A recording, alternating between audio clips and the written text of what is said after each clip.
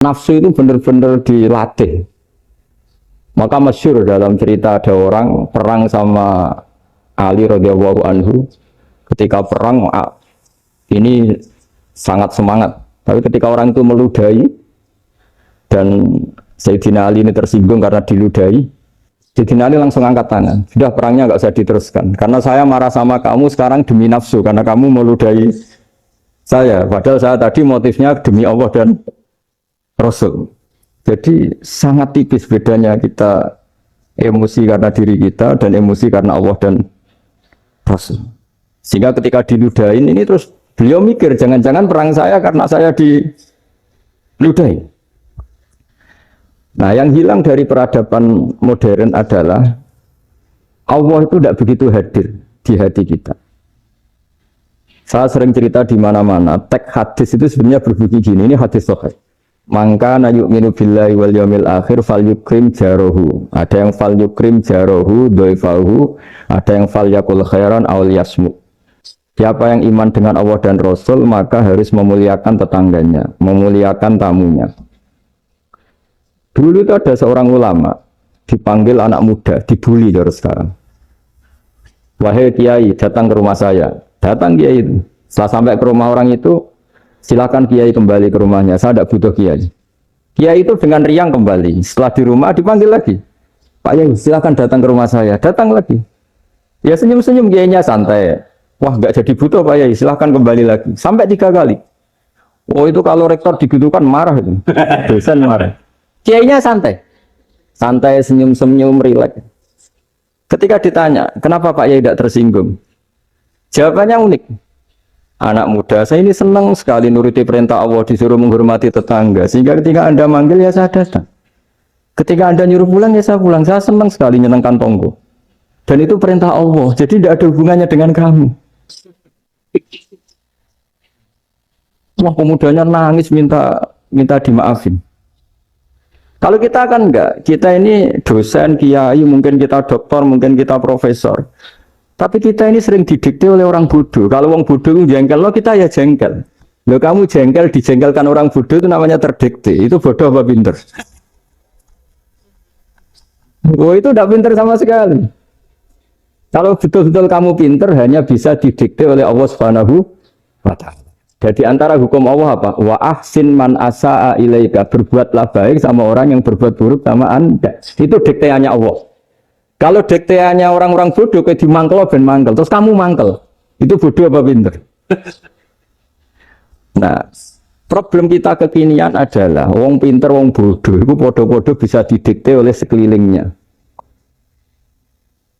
Sekarang wataknya perumahan seperti itu, wataknya anak-anak seperti itu. Kita didikte. Anak-anak jengkelin kita mangkel. Berarti kita didikte oleh orang bodoh. Makanya agama itu unik. Kadang ngendikan wa ahsin man asa'a ilaika, kadang wasil man qata'aka, sambunglah orang yang memutus kamu. Karena dengan demikian kita hanya didikte oleh Allah Subhanahu wa Ta'ala, bukan didikte oleh hukum sosial. Cara Jawane nak ngapiki tangga sing apik akeh tunggale. Berbuat baik sama yang berbuat baik pada kita itu, mbok orang fasik ya seperti itu, maling ya seperti itu, sama. Tapi kalau berbuat baik sama orang yang berbuat jelek sama kamu itu baru luar biasa. Dan memang teksnya hadis wa ahsin man asa'a ilaika. Berbuat baiklah sama orang berbuat buruk sama kamu. Jadi nggak boleh orang didikte. Makanya ngaji di sini diantaranya saya akan cerita dalam sebuah hadis sahih, dalam hadis hasan yang diriwayatkan Imam Tirmidzi ada kalimat dari Rasulullah SAW. Dawe Nabi, la takunu imma'atan, taquluna in ahsanan nasu ahsanna, wa in zolamu zolamna. Walakin watti'u anfusakum in ahsanan nasu antuhsinu, wa in asa'u Allah tazlimu. Kamu jangan jadi orang yang mudah diombang-ambingkan oleh orang sekeliling kamu. Yaitu kamu mengatakan, jika orang baik ke saya akan baik, jika orang buruk ke saya juga akan membalas buruk. Itu namanya Anda didikte. Tapi berkomitmenlah kamu akan berbuat baik meskipun orang lain berbuat buruk. Nah sekarang logika sosialnya begini. Kalau di Indonesia itu ada 1000 kiai, ada 1000 profesor yang ingin membenahi Indonesia. Rata-rata orang awam itu semau gue. Terus mereka mendikte kita. perilakunya nggak simpatik, perilakunya jengkelin. Terus 1000 profesor ini ikut jengkel. Itu kira-kira jadi solusi apa goblok bareng? Sama 1000 kiai ini ikut jengkel. Ini jadi solusi apa goblok bareng? Goblok bareng. Nah problem sekarang kita ini biasa didikte orang bodoh. Nah makanya ciri khas orang muslim itu kata Nabi mangkana yu'minu billahi wal yaumil akhir. Jadi baik tetangga karena perintahnya Allah dan Rasul. Pentingnya apa? Bedanya karena berbuat baik ini perintahnya Allah, mbok tonggo apik lah kita tetap apik karena perintahnya Allah dan Rasul. Begitu juga dengan hubungan dengan istri, dengan anak. Mbok bojomu lagi cerewet lah ya tetap apik. Karena dengan cara itu kita hanya tunduk kepada Allah dan Rasul. Tapi kalau kamu istri saya kalau baik ya saya baik, kalau enggak ya enggak. Berarti Anda didikte oleh perilakunya dia.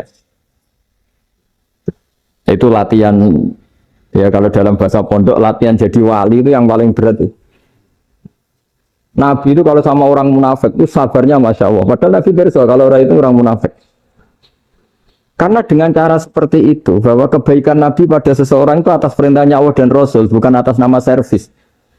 Kalau Nabi hanya baik kepada Abu Bakar, itu mungkin orang bilang, wis aduh nih Abu Bakar baik sama Nabi. Tapi kalau Nabi baik sama orang munafik, Abdullah bin Ubay bin Salul, itu kalau nggak perintahnya Allah dan Rasul itu nggak bisa. Nah ini cobalah berlatih seperti itu, sehingga kita tidak mudah didikte. Ya saya ulang lagi, nggak mudah apa? Didikte.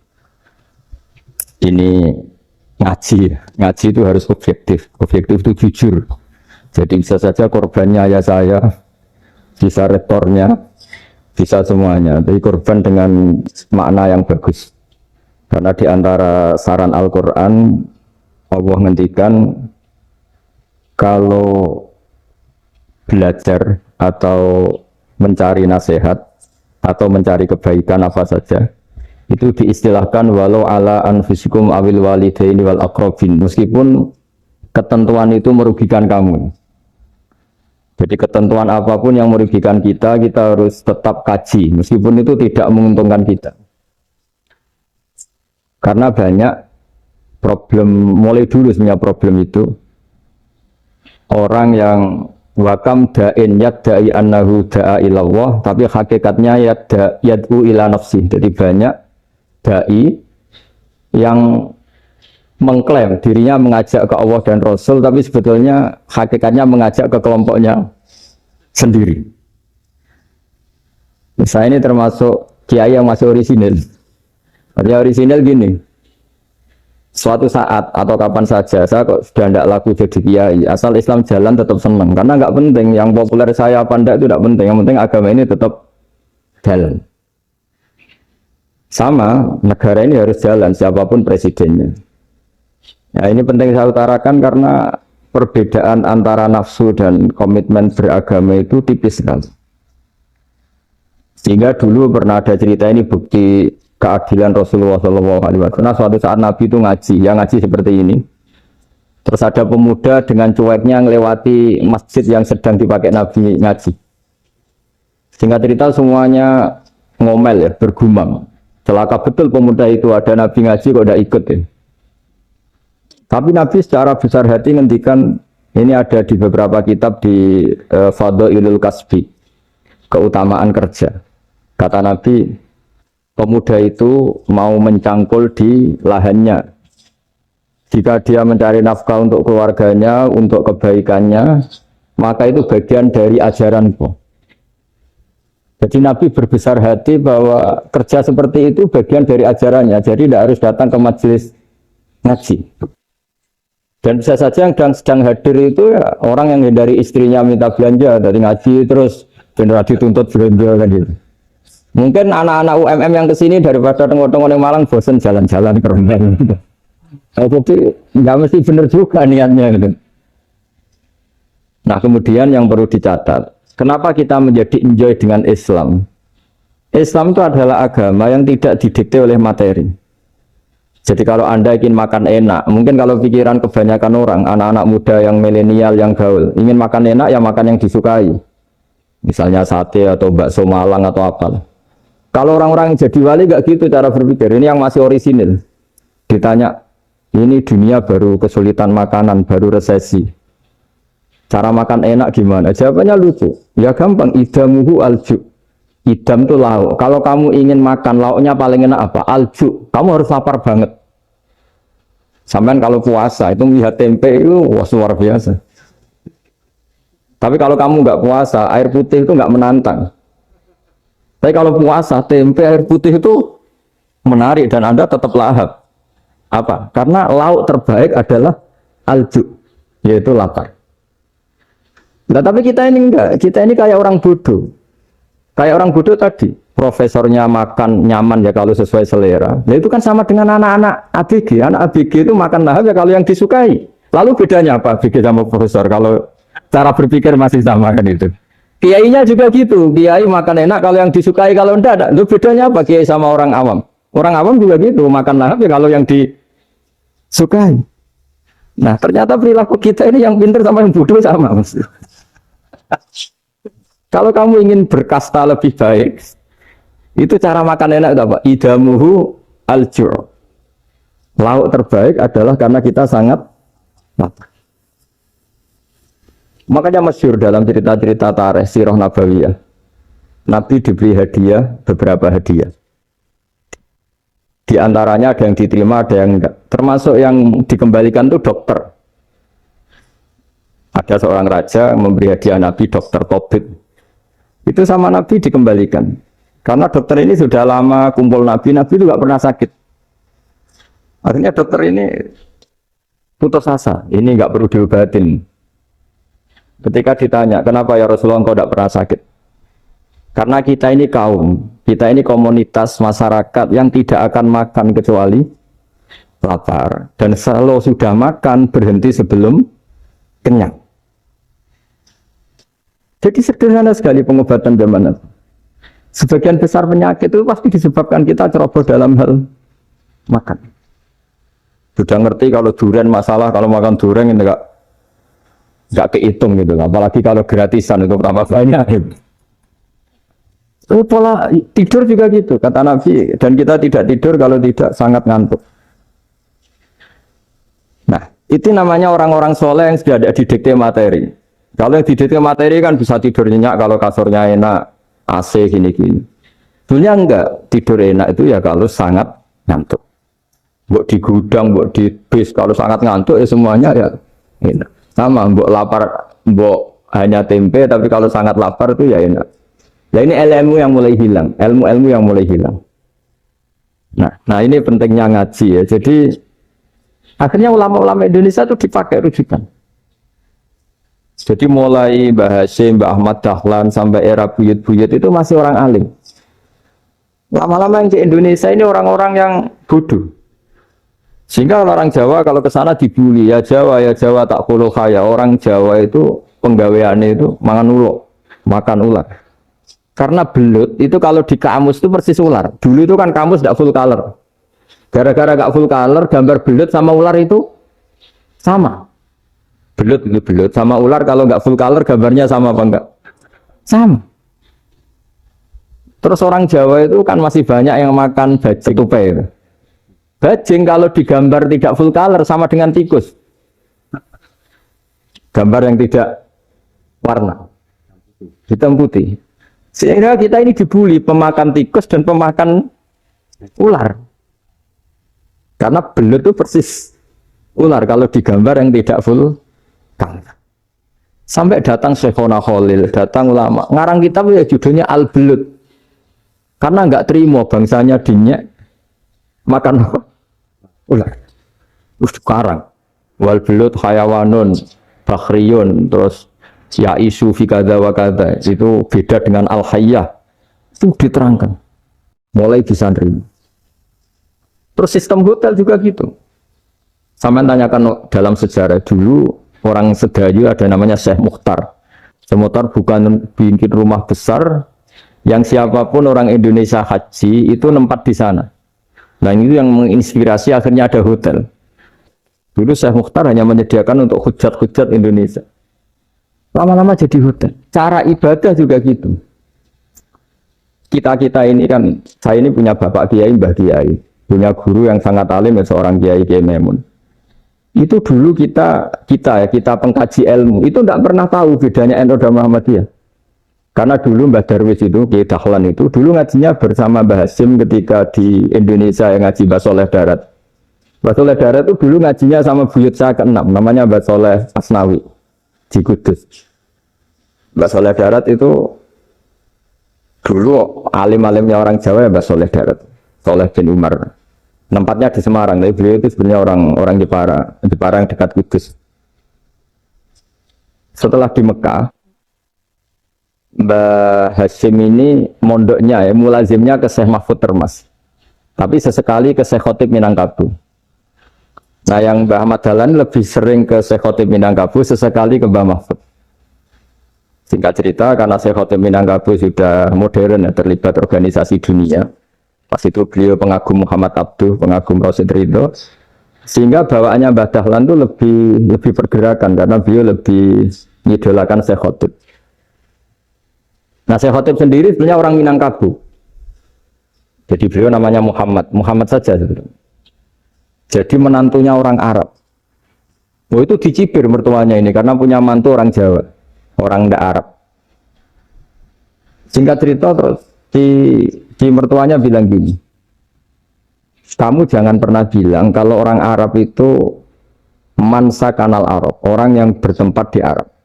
Walakin mantakallama bi arabiyyin fasihin, tapi orang bisa ngomong Arab secara fasih. Singkat cerita, kalau kamu tidak percaya, nanti suatu saat menantu saya kalau Jumatan, tidak usah kamu kasih tahu, langsung suruh jadi khotib. Tidak usah kamu kasih tahu, sarannya tidak usah kamu kasih tahu. Kalau sekarang kan enggak. Kalau dosen mau jadi khotib kan mengumpulkan materi dulu. Lucunya di antara materinya itu dari TV. Makanya jadi ribet kan khutbah sekarang. Kalau musim corona ya akan ngomong corona, musim apa yang ngomong apa. Jadi lagi-lagi didikte oleh media. Sebenarnya kalau ngomong kan sesuai kebutuhan umat, ini obatnya apa. Tapi enggak sesuai trending topik, itu kan kayak anak-anak gaul. Ya ini dokter kok gitu kan aneh. Singkat cerita si khotib ini enggak dikasih tahu, Syekh Muhammad tadi enggak dikasih tahu, langsung disuruh khutbah. Fatakallama bikalamin fasihin. Dia ngomong fasih sekali. Bahkan ngalah-ngalahi fasihnya orang Arab asli. Semenjak itu beliau dapat gelar Al-Khotib, orang yang cakap berpidato berkhutbah. Ya terus dia Khotib Al-Minangkabau. Jadi orang Indonesia itu luar biasa. Dulu yang namanya orang Indonesia di Arab Saudi itu dihormati sekali, karena yang ke sana itu pasti ulama. Sudah alim di Indonesia ke sana, termasuk Mbah Ahmad Dahlan, Mbah Hasyim dulu karena sama-sama muridnya Mbah Soleh Darat. Lama-lama yang ke sana itu TKI TKW itu ya mulai agak dibully. Dulu Syekh Nawawi di antara ijtihad yang dihormati itu beliau mengkritik nyuwun sewu orang yang kan orang biasanya normalnya kan muji orang mati syahid. Hebat orang mati syahid itu hebat gini. Oke, kita sepakat orang mati syahid itu hebat. Tapi kata Imam Nawawi dengan syarat niatnya itu li'ila'i kalimatillah dan itu bawaan takdir.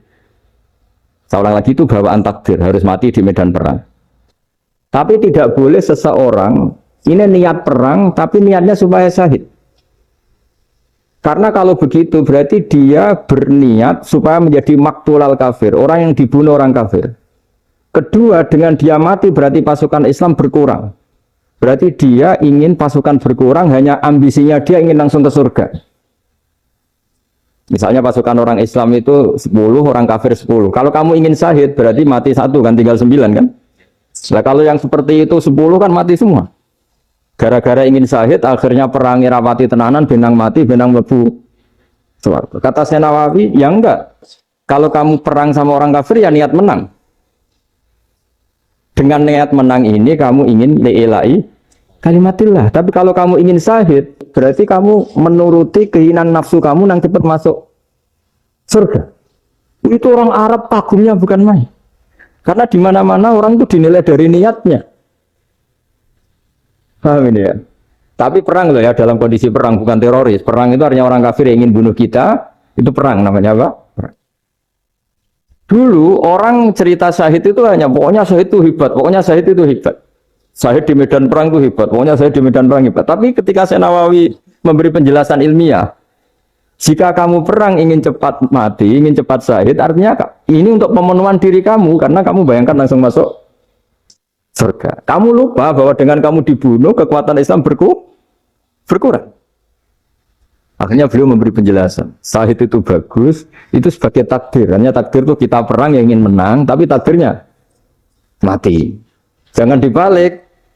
Oleh perang rapati tenanan, binang mati, namun itu yang pertama. Terus ulama yang pertama memberi penjelasan itu Syekh Nawawi.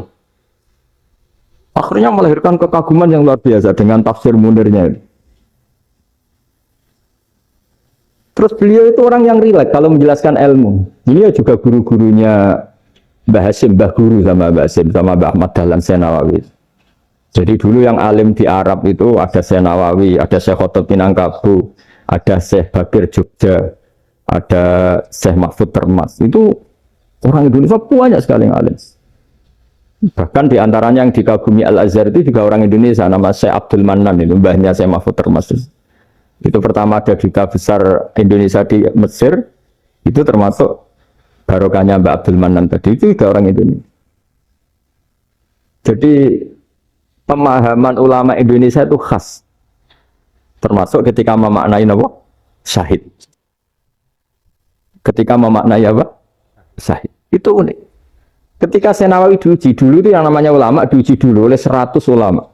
Jadi dulu ya ada kompetisi. Imam Bukhari diakui jadi ahli hadis itu diuji oleh mi'atu muhaddisin, 100 orang ahli hadis. Sanad dibolak-balik, matanya dibolak-balik, tapi beliau tetap bisa mengembalikan proporsi sanad itu. Syekh Nawawi pernah diuji gini. Ayul afdol al ulama awis salatin. Keren mana ulama sama raja atau sama orang-orang kaya, sama penguasa? Ya keren ulama. Dibully sama orang. Tapi setahu saya banyak ulama yang antri di rumahnya raja. Tapi saya tidak tahu melihat raja antri di rumahnya ulama. Kan kebanyakan kan mungkin ustadz atau kiai yang antri ngajukan proposal kan enggak. Nah kalau raja kan enggak pati itu, malah enggak usah antri. Kiainya sudah nyambut sebelum itu. Jawabannya lucu Syekh Nawawi itu, dan yang tanya itu langsung diem. Ya karena ulama itu tahu fungsinya uang, sehingga cara nyari sampai seperti itu. Sementara raja-raja itu tidak tahu fungsinya ilmu, makanya tidak pernah sowan ulama. Sehingga, jadi ya dianggap enteng saja. Ulama kan tahu fungsinya uang, tahu untuk pondok, tahu masjid. Sementara raja tidak tahu fungsinya ilmu. Jadi itu khas Jawa ya. Khas Jawa, khas Indonesia. Apa-apa yang menurut orang banyak dengan tanda kutip itu buruk atau baik, itu orang Jawa menafsirkan tuh gampang saja. Sehingga semenjak itu dakwah itu dipandang betul. Saya punya kitab namanya Qadhayal Haji wal Umrah. Itu terbitan Hayatul Ulya Arab Saudi, milik Wahabi. Itu diantara fatwa yang dipakai untuk solusi muskilatul haji, problem-problem haji kekinian. Itu fatwanya syekh-syekh yang dari Indonesia. Termasuk Syekh Khotib Minangkabau, Syekh Nawawi Banten, Syekh Bakir Nur Jogja. Misalnya begini, dalam fatwa-fatwa yang menyulitkan kita ya, sampai sekarang jadi perdebatan. Ketika sofa dan marwah itu dengan batas tertentu, saya ulang lagi dengan batas tertentu. Mau tidak mau atas nama kebutuhan, itu kan butuh perluasan. Karena kalau naik turun itu mudah disepakati ulama. Jadi misalnya gini ya, saya punya tanah seluas ini. Pasti orang akan mengatakan sampai bawah ya tanah saya, sampai atas tanah saya. Itu mujma' alaih, itu disepakati. Sehingga Nabi ngendikan al-Ka'bah min tuhumil ardi ilas sama Ka'badun. Ka'bah sampai ujung bumi, sampai ke aras semuanya Ka'bah. Sehingga tidak ada perdebatan ulama ketika Masjid Haram ditingkat, kemudian yang di atas sholat. Tetap dia menghadap Ka'bah. Tidak harus dulu melihat di bawah, enggak. Karena Ka'bah sampai langit. Sama, tanah Anda kamu tingkat sampai 10, enggak ada tetangga protes. Karena bawah sampai atas tanah Anda. Tapi kalau diperluas, tanah Anda kamu luaskan setengah meter saja atau 3 cm saja, iso geger mbek tonggo. Karena di mana-mana batas itu ya tadi. Kalau atas bawah miliknya, kalau samping enggak. Pertanyaannya, perluasan Mina itu ke samping. Perluasannya matof, yang mas'a itu juga ke samping. Geger kan ulama dunia. Bagaimana hukumnya mina jadid? Mina yang diperbarui atau mina yang diperluas. Itu diantara rujukan baik yang membolehkan maupun yang menentang. Itu ya Syekh Indonesia. Itu orisinal tuh. Saya punya kitab orisinal terbitan Hayatul Ulya, kira-kira ya kemenaknya Arab Saudi kalau di Indonesia itu. Itu yang dirujuk Dawei Syekh Nawawi, Dawei Syekh Khotib Minangkabau. Karena apa? Ada logika khas Jawa. Misalnya begini. Meskipun saya tidak perlu fatwa Mina jadid sah apa enggak, memang jadi perkhilafan ulama. Misalnya kampung ini dinamai Mina. Pertanyaannya gini. Tanah yang di samping ini bisa milik Anda apa enggak? Ya bisa kalau dibeli atau dihibahkan. Berarti tanah di samping Anda menjadi milik Anda karena ada proses pengambil alian lewat beli maupun hibah. Nah masalahnya ini negara itu berhak menganeksasi atau memasukkan ini sebagai mina. Itu ulama Jawa kalau ditanya, alasannya apa? Fa'innal muttasila bisya' hukmu dzalika syai'. Karena yang gantet, yang mutasil itu bisa dihukumi seperti sesuatu itu. Jadi kalau ini mina, ya yang gantet mina ini ya bisa dikatakan mina. Beda dengan membuat mina, malang mina, wah itu tidak bisa, ada mutasil kan. Itu enteng sekali ulama Jawa. Satu ya tentu karena kebutuhan, tapi asal masih al-muttasilu bihi, yang masih tanah, yang masih mutasil. Nah ketika perluasan mas'ah antara sofa dan marwah kan misalnya, ini batas luasnya sofa, ini batas luasnya marwah. Lalu atas nama kebutuhan, sofa marwah itu sampai sini. Sampai agak meluas ke sini. Itu geger Arab Saudi. Wah ini gimana. Padahal tawaf itu harus antara gunung Sofa dan gunung Marwah. Sa'i itu ya. Tapi kalau istilah Quran memang tawaf sama-sama. Makanya apa? Inna Sofa al-Marwata min sa'airillah faman hajjal baita wa i'tamara fala junaha alaihi ayyat tawafati. Nah, jadi kalau istilah sa'i di Quran itu masih tawaf. Karena harus ada, kalau bisa lah, bukan harus. Kalau bisa memang harus ada unsur muternya. Kita kalau sa'i kan dari sini Sofa sampai sini Marwah, terus kan agak muter ke sini, nah, kan agak membentuk lingkar. Nah, makanya Quran tetap mengistilahkan apa? Tawaf. Jadi bukan sini ke sini terus sini ke sini kan enggak, tapi sini sampai sini terus muter kan, terus sini. Jadi antara setar dan selama ini prakteknya kan gitu ya. Sofa ngambil sini, terus ke sini, terus agak muter. Nah, karena ada unsur agak muter ini terus orang menyebut apa? Oh. Tapi itu bukan syarat sah, ini cerita ideal. Saya ulang lagi ya. Gunung Sofa itu puncaknya atau pucuknya kalau dalam bahasa Jawa itu hanya segini, ini sampai sini. Nah, kelompok Islam yang fikih keras nggak boleh diperluas karena Allah memilih tempat ini itu spesial, jadi nggak boleh ke yang lain. Tapi ketika kebutuhan mendesak, mau tidak mau harus diperluas. Itu jawabnya Kiai Jawa lucu. Gunung sing ketok itu sing dhuwure tok. Sikilane luwih ombo.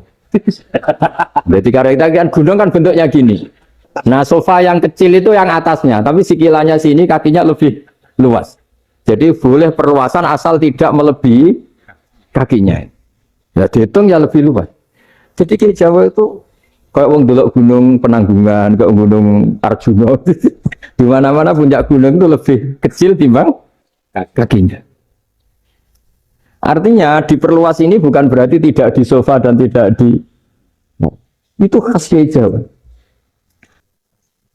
Jadi jangan kira orang Jawa itu udah hebat-hebat sekali. Termasuk perkembangan hotel di Arab Saudi. Itu dulu sebelum ada hotel. Buyut saya kelima atau keenam dulu haji namanya Badur Rahman. Itu kalau mau ingin apa ya menghindari terik matahari itu masuk gua. Itu masuk gua itu hanya separuh badan, kakinya di luar. Jadi jangan bayangkan kalau gua di Indonesia kayak gua Akbar di Tuban orang bisa masuk jalan-jalan, enggak. Gua di Arab tuh kayak cepitan batu tidak sampai masuk. Sehingga kepalanya dimasukkan, kakinya masih kena matahari. Saking panasnya Arab Saudi. Sehingga dalam bayangan hijrah ketika Nabi bersembunyi di gua apa? Sur, itu kata Abu Bakar, kalau orang kafir melihat kakinya pasti melihat kita karena nggak bisa masuk penuh. Jadi orang itu mau dempes tok. Sehingga ya kira-kira luasnya gua paling segini.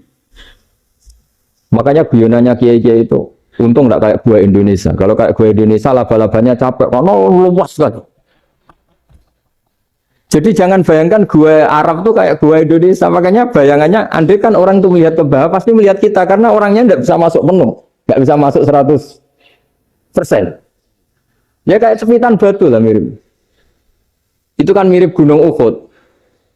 Gunung Uhud kata Rasulullah, nanti kalau kamu perang itu di atas, menang atau kalah di atas. Musuh biar di bawah. Dengan di atas kamu bisa mana? Jangan bayangkan kayak Gunung Merapi, kayak Gunung Penanggungan. Lah kalau Gunung Penanggungan mana ke bawah yang layang kan? Jadi gunung di Arab itu kayak bukit. Ya sampean pernah kan ke Uhud itu ya sama ini aja tinggi ini kan? Nah ini yang ada mulai ada mis. Makanya nerjemah itu susah di Indonesia. Karena jabal itu udah harus tinggi. Kalau tinggi nggak bisa mana dari atas ke bawah kan nggak ngefek kan? Sama kalau ke Uhud gunungnya pendek sekali sehingga yang mana dari atas ke bawah ya kalau kena musuh ya celaka karena memang dekat. Nah kalau gunung Indonesia mana dari atas ke bawah yang layang nggak ngefek. Nah itu susahnya nerjemah bahasa Arab ke kita. Jadi apa ya? Transkrip itu nggak gampang karena ada pengertian yang beda. Kita kalau bilang gunung itu tinggi sekali. Sampai banyak mahasiswa tersesat ya saking tingginya. Kalau orang naik Uhud nggak akan tersesat, wong ketok dari bawah itu. Nggak mau cerita. Kata Mbah Mun sering cerita. Kenapa wama arsalnaka illa rahmatal lil alamin, kata Mbah Mun, Allah itu pasti bikin ulama yang tidak produk Arab itu pasti ada. Kalau orang Arab jadi ulama wajar, bahasanya Arab, domisilinya di Arab. Tapi Allah akan selalu bikin ulama yang tidak bangsa Arab. Imam Ghazali itu Tus itu Persia. Imam Bukhari itu kira-kira kalau sekarang ikut Uzbek. Ya, Imam Bukhari itu kalau negara sekarang ikut mana? Uzbek. Kenapa demikian kata Mbah Mun? Karena Allah sudah ngendikan wama arsalnaka illa kafatan linnas. Manusia semua ini kena khitabnya Islam. Kalau tidak ada ulama yang dari berbagai negara, kesannya Islam itu hanya milik orang Arab Saudi. Makanya Allah selalu bikin ulama-ulama yang bahkan tidak Arab. Termasuk Imamul Muhaddisin, yaitu Imam Bukhari, itu orang Uzbek. Orang Rusia lah kalau sekarang ikut Uni Soviet dulu. Imam Ghazali itu orang Persia. Syekh Nawawi itu orang Banten. Karena Allah ingin memaklumatkan bahwa Islam ini untuk semua. Sehingga orang yang tidak Arab pun bisa belajar Islam. Yang alimnya itu nggak kalah sama orang apa? Arab. Makanya ini PR ya. Kalau Gustav Ploso nanti ngendikan suatu saat orang belajar Islam itu bahkan orang Arab pun bisa belajar ke Indonesia. Kalau orang Indonesia bisa alim betul kayak dulu. Sekarang banyak liga antar ulama. Itu orang Indonesia pasti masuk. Ulama-ulama top dunia. Itu pasti orang Indonesia banyak yang masuk. Karena tadi, ketika orang Indonesia baca kitab, itu orang Arab itu kagum. Kok bisa ada bahasanya baca secara benar? Bukan sekadar bisa baca secara benar. Karena memang dilatih sedemikian rupa di pondok-pondok. Makanya kita semua lah, yang alim di Indonesia itu kemana-mana ya pasti alim. Dulu putra Mbah Mun namanya Gus Zofur itu tahun pertama ya sudah the best di tahun pertama. Kalau tahun pertama the best-nya ilmunya bawaan dari sarang, dari keluarganya. Gus Najib mondok di Said Muhammad tahun pertama sudah dipuji sebagai yang teralim karena ya sanggup. Kalau dipujinya tahun ketiga, tahun keempat kan mungkin dapat dari sana. Ini tahun pertama. Seolah lagi tahun. Karena pengajaran di Indonesia itu luar biasa di pondok-pondok. Makanya kalau dalam anekdot pondok itu cerita-cerita lucu itu. Ada orang Jakarta ngaji, setelah di kelas itu pelengahan terus melihat jendela, lihat pintu terus lama-lama gurunya marah. Kamu diajarin kok ndak punya sopan, melihat pintu terus nggak memperhatikan guru ya. Anak Betawinya jamnya lucu. Habis Pak Guru bohong. Kenapa ya? Kamu Pak Guru bilang Ja'a Zaidun, Zaid datang. Tak lihat nggak ada yang datang. Saya itu contoh nasab kan ro'a itu Zaidan. Saya melihat Zaid, saya nggak melihat Zaid. Contoh ketiga yang jer kan maror tuh Zaidin. Saya berjalan ketemu Zaid. Pak Guru diam di situ nggak jalan-jalan. Jadi saking detailnya Indonesia dia cari. Kalau rofa Ja'a Zaidun, kalau nasab ro'a itu Zaidan, kalau jar maror tuh Zaidin. Nah si murid Betawi ini karena pertama sekolah, ngiranya gurunya itu cerita, Zaid datang. Makanya dia lihat pintu terus, mana katanya datang kok enggak datang-datang. Nah dengan latihan seperti itu, kemungkinan orang Indonesia salah itu kecil karena memang dilatih betul. Saya ulang lagi karena memang dilatih betul. Sehingga ketika orang Indonesia ini yang cerita seorang wartawan, ini kisah nyata. Kali ini tidak anekdot, kisah nyata. Ada wartawan internasional meliput Ramlah. Ramlah itu di Gaza, di Palestina. Wartawan Indonesia ini hanya bisa bahasa Inggris. Dijak ngomong bahasa Arab. Terus dia bilang saya tidak bisa. Saya tidak bisa. Saya bisanya ngomong Inggris. Tapi apa yang terjadi setelah sholat? Si Indonesia ini jadi imam pakai sholat jariah lagi. Baca bismillah benar, bismillahi jar karena mudhof ilaih. Terus ketika iktidal ya benar, Rabbana lakal hamdu mil'us samawati wa mil'ul ardi benar. Ketika tahiyat ya benar, at-tahiyatul mubarakatuh sholawat. Sama orang Arab ini diagumi. Orang Arab kalau senang orang itu dicium. Kamu tawaduk, sebenarnya kamu itu ahli bahasa Arab. Karena orang Indonesia sekali sholat itu nggak ada yang salah. Meskipun benarnya karena hafalan, tapi bagi yang ahli nahwu itu hebat.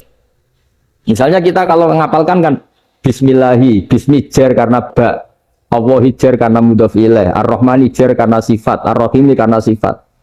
Alhamdu rofa karena mubtada, lillahi jar karena ada huruf jarli, robbi jar karena sifat.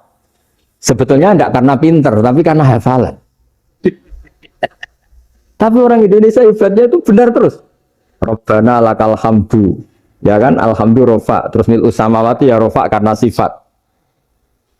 Sehingga terus orang Indonesia kalau sholat di Timur Tengah itu dipuji.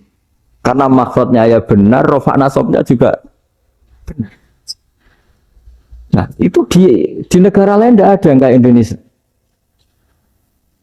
Orang Cina itu sering bikin marah orang-orang Arab karena kalau dongo itu nggak fasih kayak orang Indonesia. Orang Indonesia kalau dongo ya Allahumma tohir qalbi. Orang Cina ini yang jadi guyon di Arab. Allahumma tahir kalbi. Itu kan bedanya jauh. Itu orang Arab pertama membiarin. Lama-lama kalbun entak gitu. Maksudnya asu-asumu gitu. Karena dia bilangnya qaf itu kaf. Jadi kalau Allahumma Allah tohir, kalau aturi nyucekno panjenengan kalbi ing asu ingsun kan. Tapi kalau qalbi itu ati ingsun, tapi kalau kalbi anjing ingsun.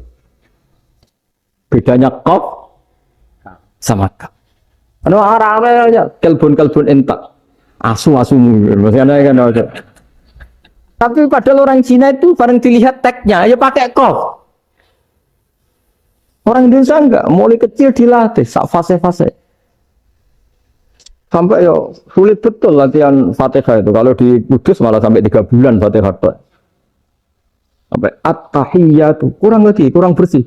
At-tahiyyatu. Sampai ada cerita itu orang dipanggil maftuhin itu enggak melengak, harus maftuhin. Baru melengak. Tapi barokahnya itu orang Indonesia kalau dongo memang benar-benar Allahumma tohir qalbi. Ya Allah sucikan hati kami, bukan tahir kalbi, bukan itu. Karena sekali jadi kaf itu maknanya anjing saya. Ya Allah sucikan anjing. Jadi ini orang Indonesia. Jadi kata Mbah Mun, dawe Mbah Mun, illaka fatal linnas, bahwa agama ini milik semuanya. Itu di antara bukti Allah menghendaki atau mendesain Islam seperti ini, orang yang belajar di Indonesia itu pengetahuannya Islam, pengetahuannya tentang Islam itu tidak kalah sama yang belajar di Al-Azhar, sama yang belajar di Arab Saudi.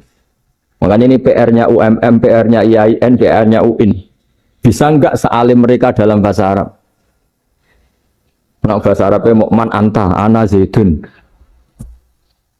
Jangan sampai, karena kita di sana ini kadang dibully. Orang Arab tuh kalau bully kita, sampai tak kasih cerita. Itu ngawurnya Masya Allah. Kata dia, ada anak orang Indonesia haji. Si anaknya orang Indonesia dijotos sama anaknya orang Arab. Dijotos, dipukul. Sehingga cerita terus si orang Indonesia nggak terima, anaknya yang orang Arab dipukul. Yang balas bapaknya. Orang Arab tanya, lima ada dorok taibni, kenapa kamu mukul anak saya? Itu orang Indonesia baca, wah anakku gila. Jadi hanya bilang gitu. Arya, anak saya dihada ya maka tak ada. Arabnya gitu. Anak saya dipukul maka saya balas mukul. Itu orang Arab mantuk-mantuk, oh gitu. Paham?